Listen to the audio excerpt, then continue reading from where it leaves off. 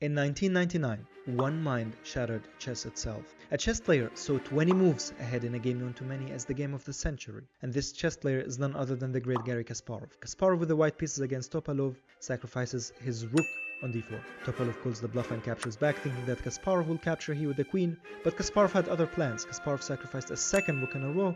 If you capture it, your king will be checkmated shortly. Realizing that, Topalov decides not to capture the rook and slides away with the king from danger. And what you're about to witness right now is what we call the walk of shame. Kasparov captures on d4 check. The king is forced to advance b4, punching the king like a piñata. The king advances even further. Queen c3. Queen b3 is going to be a checkmate. Queen takes b5 to protect the b3 square. Kasparov plays rook a7, give me a checkmate on a6. Rook d6 does not work because of king b2, and b3 can no longer be stopped. That is why Topalov protected with bishop b7, which does not do anything because Kasparov sacrificed the rook once again.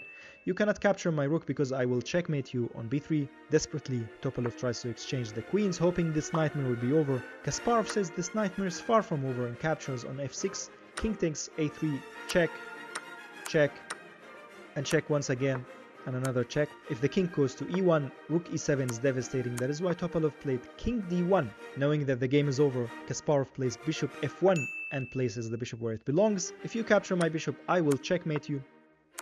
One last attempt from Topalov to save the game by playing rook d2, which leads to the last moment of brilliancy in this game. Kasparov sacrifices the same rook for the third time in a row. That is why Topalov captures the rook. Garry snatches the queen and the rook in the corner, and in few moves Topalov resigned. And this was the game of the century. What about you? How deep can you calculate in chess? Let me know in the comments below.